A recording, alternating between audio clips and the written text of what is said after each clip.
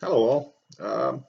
So the last video I produced, we we talked a little bit about a couple of different things, and interestingly enough, the one of the members of my leadership team, and I love him to death, and I mean that wholeheartedly, said your video was okay, and I actually appreciate that.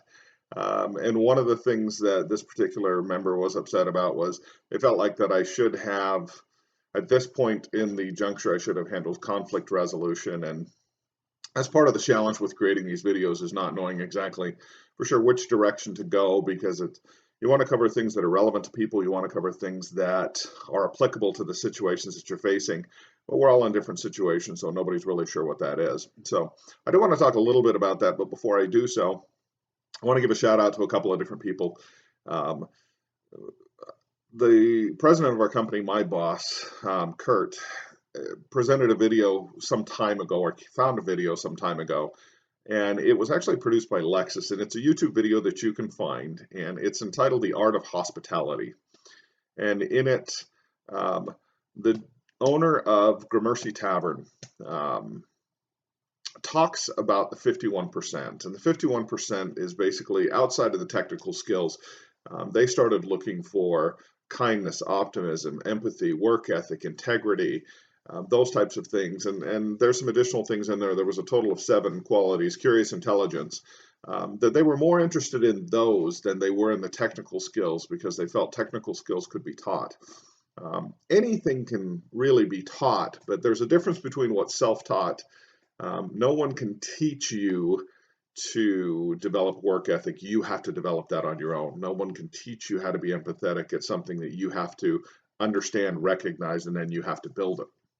So it's really critical that you come in with those skills. And the reason I want to talk more in depth about each one of those as we go along. But since in honor of my team member, I want to talk about conflict resolution. It's important that we look at some of those because kindness, optimism, empathy are all critical things that you need for conflict resolution.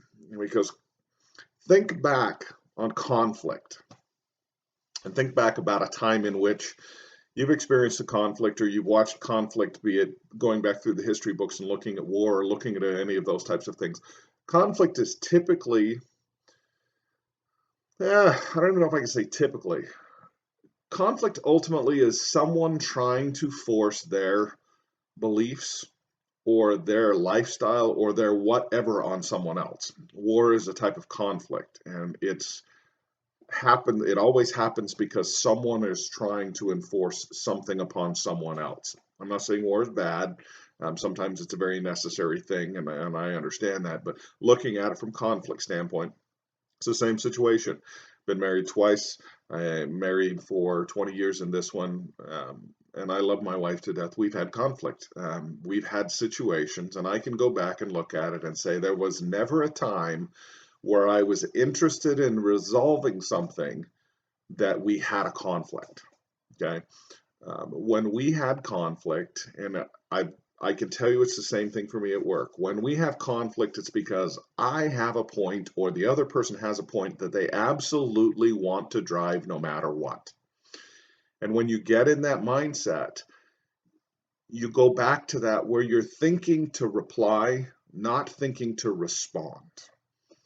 And if you're kind of scratching your head going, same, yeah, on the surface, maybe it is the same, but a reply is simply your immediate comeback to what they're saying. A response is how you're going to actively address it. That's how I associate the two different. Uh, so typically, when we are in a conflict, we are not thinking about how we're going to respond. Now, there are times where, yes, you may be pushed to the point where you've got to do that simply to break it. If war typically happens because someone invades someone else, and then ultimately another party gets involved, and to get back to the status quo, for lack of a better term. But from a business standpoint, um, I can give you an example. I had a situation where I actually sat down with someone to actually give them a raise. And I still don't know what to do with my hands. But I sat down to give this person a raise, and as we were having this conversation, I think their raise turned into maybe about a 6 or 7% raise. So it wasn't horrible. Actually, it was a pretty good raise, really, all things considered. And as I talked to this person, they said, well, it should be more.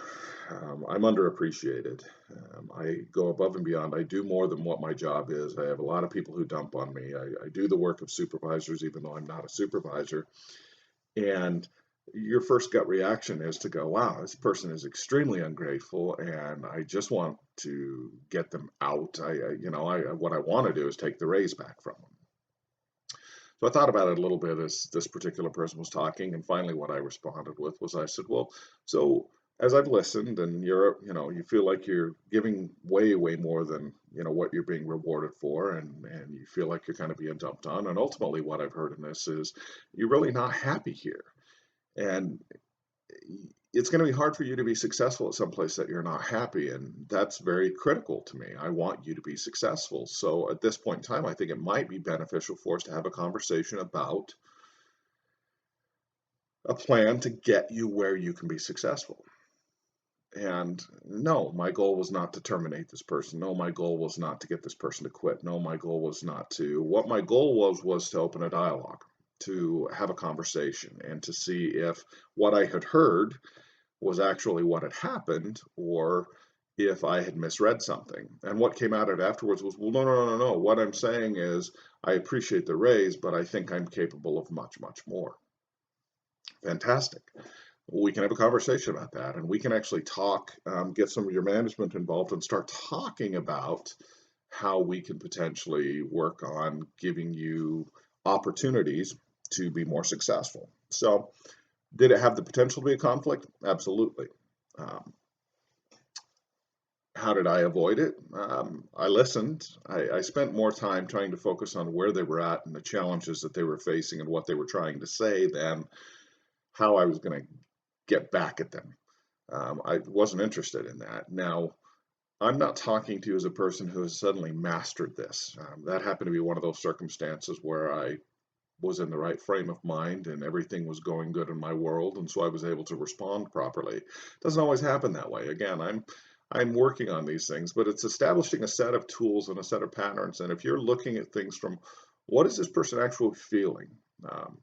What is this person really trying to communicate? And conflict has become a major challenge in our lives.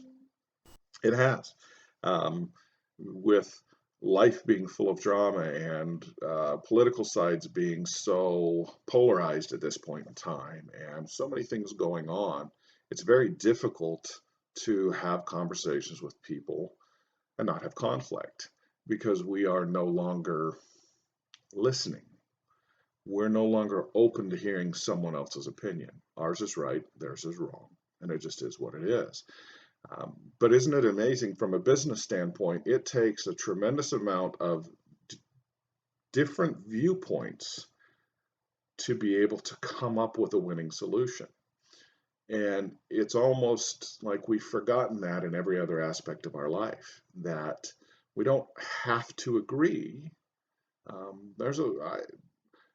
I have members of my own family that we don't see things exactly the same way. That's okay.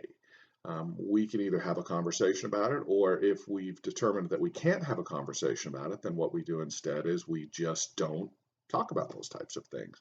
So there are certain subjects that are off the table. Um, is that conflict resolution? Yes.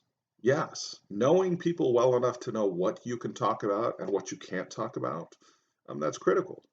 There are certain subjects that people are passionate about, and they're passionate enough about it that they lose some level of civility, pardon my French. And I don't mean that. It's when you are passionate about something and you've looked at it and it's become a inherent part of who you are, it's very hard to see someone else's perspective. But again, that's where empathy comes in. That's where kindness comes in. Those where those things come in. Not so much to say, hey, I feel sorry for you because you think that way. That's not what this is about. So I don't want that to be misconstrued. But empathy and hey, I understand that you've had experiences in your life that have led you to these beliefs, and that's okay. as long as you understand that I've had experiences in my life that have led me here, and that's why I'm where I'm at, and that's okay. That's what we've lost. We've lost that it's okay. So conflict resolution, I promise you, 90% of conflict resolution is going to start inside with you. It's something that I work on every day. It's something I'm going to continue to work on every day. So I don't have all the answers again. This is a dialogue. So would love to hear some feedback. Look forward to the next few because we're going to start talking about some of that 51% that's talked about in the art of hospitality, and we'll give some examples and some experiences that I've had with those particular skill sets. So again, if you have an opportunity, check it out. It's a YouTube video. It's entitled The Art of Hospitality. It's produced by Lexus, and it is, I know his first name's Danny. I'm so sorry that I don't remember his last name, but he's with Gramercy Tavern. Totally worth your time. Check it out, and we'll see you next week. Thanks.